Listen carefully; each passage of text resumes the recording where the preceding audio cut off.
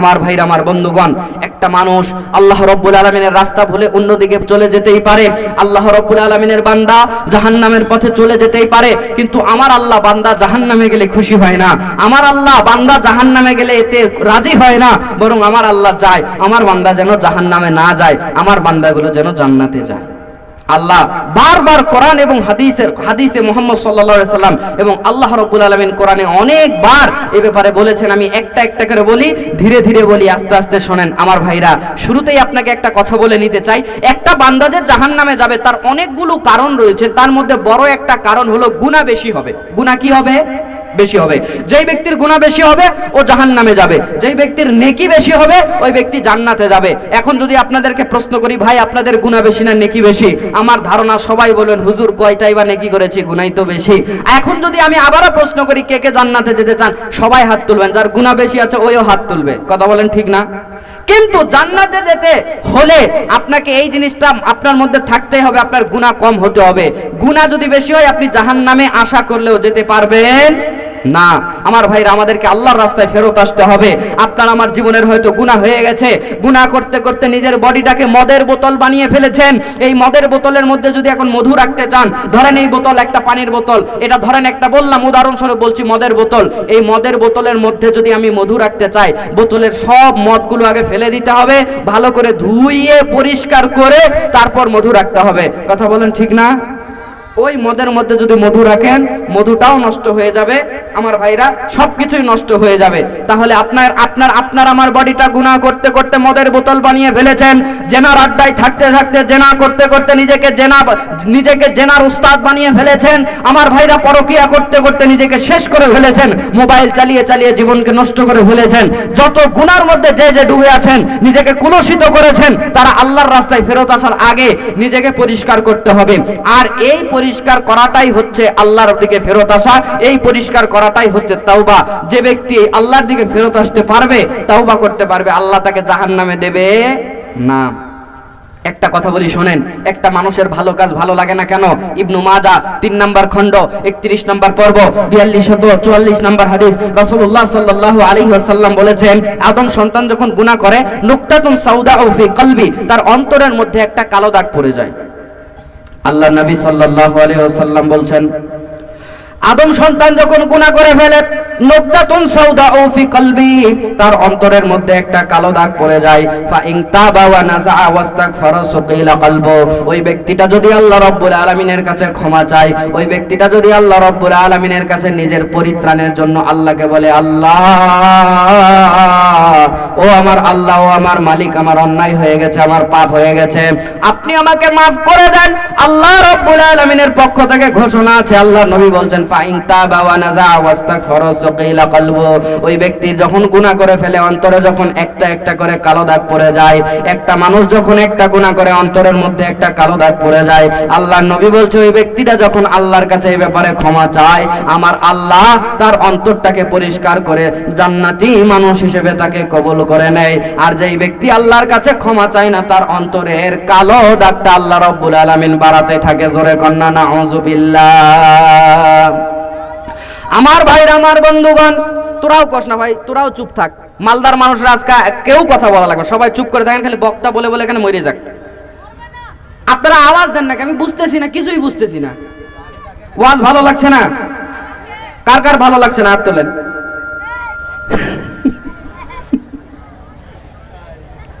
একটু আওয়াজ দেওয়া লাগবে বাজান, দেওয়াই লাগবে।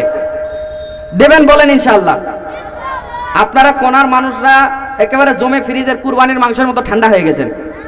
একটু বাতাস হয়ে সব গরম টরম নিয়ে গেছে, আবার তো গরম চলে এসেছে, হিসাবে তো গলে যাওয়ার কথা। জমে গেছেন কেন? একটু আওয়াজ দেবেন বলেন ইনশাআল্লাহ।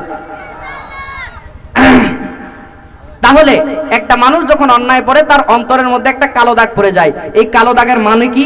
এই কালো দাগের অর্থ কি? মুহাদ্দিসগণ বলছেন, যেই ব্যক্তির অন্তরে কালো দাগ পড়ে যায়, ওই ব্যক্তির অন্তরে যখন কালো দাগটা পড়ে গেছে, ওই ব্যক্তি আর ভালো কাজ ভালো লাগে না, ওই ব্যক্তির ভালো কাজে আর মজা লাগে না, ওর গান শুনতেই ভালো লাগে, ওকে আল্লাহ রাব্বুল আলামিনের নাফরমানি করতেই ভালো লাগে, আল্লাহর সন্তুষ্টির কাজে সে আসতে চায় না।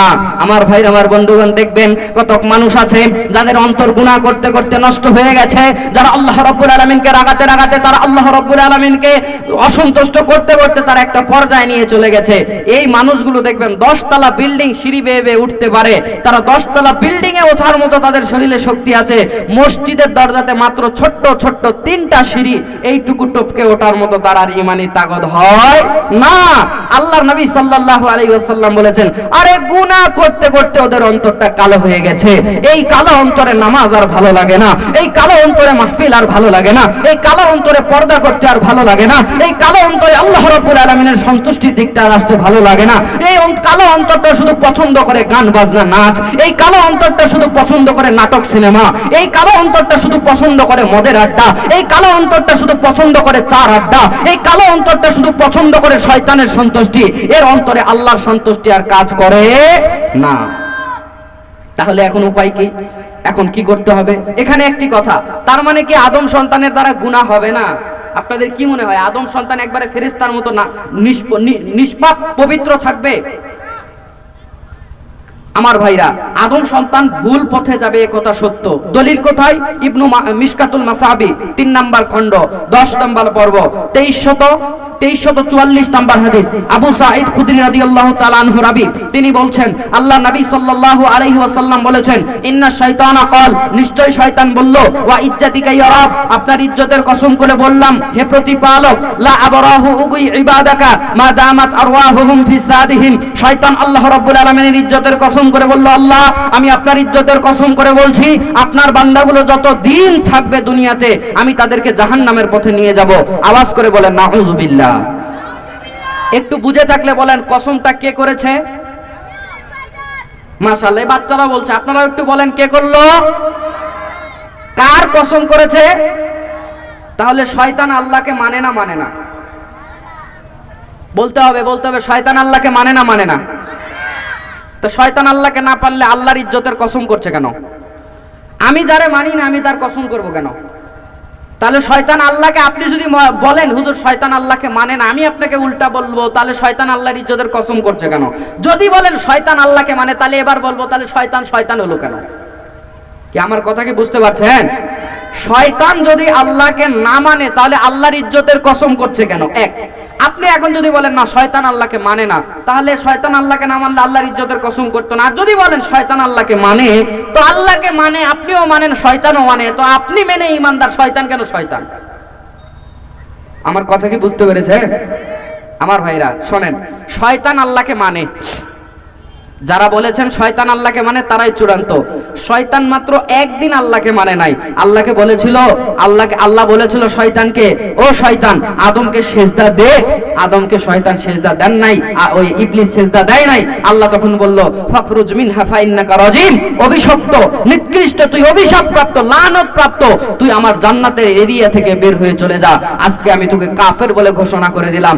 শয়তান আল্লাহকে মানে না এ কথা ঠিক নয়, বরং শয়তান আল্লাহকে একদিন মানে নাই। কয়দিন মানে নাই? একদিন মানে নাই। এরপর থেকে শয়তান আল্লাহকে সব সময় মানে এবং শয়তান আল্লাহকে ভয়ও করে। দলিল কোথায়? কোরআনুল কারীম সূরাতুল হাসর 16 নম্বর আয়াত খুলবেন। আল্লাহ রাব্বুল আলামিন বলছেন, দুনিয়ার মানুষ, শয়তান তোমাদেরকে শয়তানি করিয়ে, শয়তান তোমাদেরকে কাফের বানিয়ে, শয়তান তোমাদেরকে গুনাহ করিয়ে বলে, ইন্নী আখাফুল্লাহ রাব্বুল আলামিন, নিশ্চয় আমি শয়তান আল্লাহ জগৎসমূহের প্রতিপালক আল্লাহ রাব্বুল আলামিনকে ভয় করি। এই গুনাহ হয়ে গেছে, শয়তান বলে এবার আমি চলে গেলাম, তুই যা পারিস কর। কথা বুঝতে পেরেছেন? তাহলে শয়তান আল্লাহকে সব সময় মেনেছিল। শয়তানকে আল্লাহ যখন শয়তান বলে ঘোষণা দিয়েছে, তারপরেও সে আল্লাহকে অস্বীকার করে নাই। তখনই আল্লাহকে বলছে, আল্লাহ তাহলে সবই তো যখন গেল, তাহলে লম্বা হায়াত দেন, ওই আপনার বান্দাদেরকে ধ্বংস করে জাহান্নামে নিয়ে যাব, হায়াত দেন, বলছে রিজিক দেন, যা যা প্রয়োজন আছে দেন। তাহলে শয়তানকে আল্লাহ শয়তান বলে ঘোষণা করার পরও আল্লাহ শয়তানের কাছে দোয়া করাও ভুলে যায় নাই। আমার ভাইরা, এখানে আরেকটা তথ্য আপনাকে বলে রাখি, শয়তান আল্লাহর ইজ্জতের কসম করে। আপনি আমি কিসের কসম করি? বলেন, আপনি আমি কিসের করি? আপনি আমি কিসের কসম করি জানেন? মাথার কসম করি। জোরে বলেন হ্যাঁ না না? মাথার কসম করে, চোখের কসম করে, বাচ্চার মাথায় হাত দিয়ে কসম করে, মসজিদে হাত দিয়ে কসম করে। জোরে বলেন এগুলো আছে না নাই? একটা কসমও জায়েজ নয়। শয়তানও আপনার চেয়ে ভালো বোঝে। শয়তানও অন্য কোনো কিছুর কসম করে না। শয়তানেরও যদি কসম করতে হয় সে আল্লাহর ইজ্জতের কসম করে। আল্লাহর নবী সাল্লাল্লাহু আলাইহি সাল্লামের হাদিস থেকে প্রমাণ পাওয়া যায় যে শয়তানও কসম করে আল্লাহর, আর আপনি দুনিয়ার সব আউল ফাউল জিনিসের কসম করেন। শোনেন, মালদার মানুষরা স্পষ্ট ভাষায় বলতে চায়, আল্লাহর নবী সাল্লাল্লাহু আলাইহি সাল্লাম বলেছেন, মান হালাফা বিগাইরিল্লাহ ফাকাদ আশরাক, যে ব্যক্তি আল্লাহ রাব্বুল আলামিনের নাম ছাড়া দুনিয়ার অন্য কোনো কিছুর নামে কসম করলো, ব্যক্তি শিরক করলো। আমার ভাইরা, যারা মাথার কসম করেছেন, বাচ্চার মহিলারা বিশেষ করে এই ভুলটা করেন, বাচ্চার মাথায় হাত দিয়ে কসম করে, চোখে হাত দিয়ে কসম করে। এই কসমগুলো যারা করেছেন এখান থেকে তওবা করে ওঠেন, আর কোনোদিন এগুলো কসম করবেন। এগুলো কসম একটাও শরীয়তে জায়েজ নাই। যদি কসম করতেই হয় একমাত্র কার নামে করতে হবে? আল্লাহর নামের করতে হবে। তাহলে দুনিয়ার অন্য কারো নামে কসম করা যাবে না। শয়তানও এটা বোঝে, আপনাকে আজও বোঝাতে পারলাম না, এটা শয়তানও বোঝে। শয়তান বলছে ওয়া ইজ্জাতিকা ইয়া রব, আপনার ইজ্জতের কসম করছি প্রতিপালক। শয়তান হওয়ার পরেও এই কথা বলছে। আমার ভাইরা, আমার বন্ধুগণ, আদম সন্তান যে গুনার পথে যাবে সেইটার প্রমাণ দিচ্ছিলাম।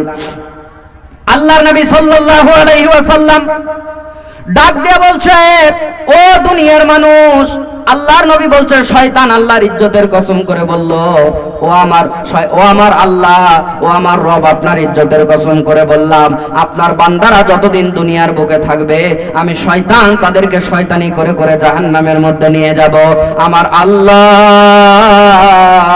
শয়তান যখন আল্লাহর ইজ্জতের কসম করে দিয়েছে, আল্লাহ রব্বুল আলামিন এই কসমের পাল্টা 3টা কসম করে বললেন। আল্লাহ বললেন, ওয়া ইজ্জাতি ওয়া জালালি ওয়া ইরতিফাই মা কানিলা আযালহু আগফিরু লাহুম মাস্তাগফিরুনি। শয়তান রে, তুই আমার ইজ্জতের একটা কসম করেছিস, আমি আল্লাহ আমার ইজ্জতের 3টা কসম করলাম। আমার ইজ্জতের কসম করলাম, আমার জালালিয়তের কসম করলাম, আমার সুউচ্চ অবস্থানের কসম করলাম। আমার বান্দারা যতদিন আমার কাছে ক্ষমা চাইবে আমি আমার বান্দাদেরকে মাফ করে দেব। একটু আওয়াজ করে বলেন না সুবহানাল্লাহ। তাহলে শয়তান আদম সন্তানের পিছনে আল্লাহর ইজ্জতের কসম করে লেগেছে। তাহলে আদম সন্তানের দ্বারা গুনাহ হওয়া স্বাভাবিক না অস্বাভাবিক? স্বাভাবিক। আরেকটা হাদিস নেন, ইবনু মাজাহ 3 নাম্বার খণ্ড 31 নাম্বার পর্ব 4251 নাম্বার হাদিস। আনাস রাদিয়াল্লাহু তাআলা আনহু রাবি, তিনি বলেছেন, আল্লাহর নবী সাল্লাল্লাহু আলাইহি ওয়াসাল্লাম বলেছেন, আল্লাহর নবী বলছেন, কুল্লু বানি আদম খাত্তাউন ওয়া খায়রুল খাত্তাইন আত-তাওয়াবুন। আল্লাহর নবী বলছেন, একটা বান্দা ভুল করতেই পারে, তবে ভুলকারী বান্দাদের মধ্যে শ্রেষ্ঠ বান্দা হলো সে যে ভুল করে তার রবের দিকে ফেরত আসে। আওয়াজ করে বলা লাগবে সুবহানাল্লাহ। আমার ভাইজান, আমার বন্ধুগণ, মালদা এলাকার বাপ ভাইরা, মা বোনেরা, কান খাড়া করে শোনা লাগবে, মা কান খাড়া করে শোনা লাগবে, বাজানরা। আদম সন্তান আল্লাহ রাব্বুল আলামিনের সন্তুষ্টির দিক থেকে অন্যদিকে যেতেই পারে, মাহফিলের রাস্তা ভুলে অন্যদিকে যেতেই পারে, মাহফিলের রাস্তা ভুলে মদের আড্ডার দিকে যেতেই পারে, মাহফিলে মসজিদে আসা বাদ দিয়ে সে অন্যদিকে গান বাজনার প্যান্ডেলে যেতেই পারে। আদম সন্তান আল্লাহর রাস্তা ছেড়ে অন্যদিকে যেতেই পারে, তবে আদম সন্তান আল্লাহর রাস্তা ছেড়ে অন্যদিকে কি ওই ভুল পথে থাকবে, এটা আদম সন্তানের জন্য শোভনীয় নয়। আদম সন্তান, আল্লাহর নবী বলছে, আদম সন্তানের মধ্যে ভুল হতে পারে, তবে আদম সন্তানের মধ্যে ভালো ভুলকারী হলো সেই যে ব্যক্তি ভুল করে তার আল্লাহর দিকে ফেরত আসে। আমার ভাইজান, আমার আল্লাহ রাব্বুল আলামিন এই বান্দাগুলোকে ডাক দিয়ে বলছো, আমার বান্দারা ও আমার বান্দিরা, যারা গুনাহ করে করে জীবনটাকে নষ্ট করে ফেলেছো, যারা গুনাহ করে করে জীবনটাকে শেষ করে ফেলেছো, আমার নাফরমানি করতে করতে 40 বছর কাটিয়ে ফেলেছো, আমার নাফরমানি করতে করতে 50 বছর কাটিয়ে ফেলেছ। আমি কারো সন্তানের বয়সী আমার বয়স হবে, আমার বয়স বেশি হবে না। আমার ভাইরা মনোযোগ দিয়ে একটু কান খাড়া করে শুনবেন, মাত্র 20-21 বছরের মানুষ, আমার বয়স অত বেশি নয়। অনেক মা বোন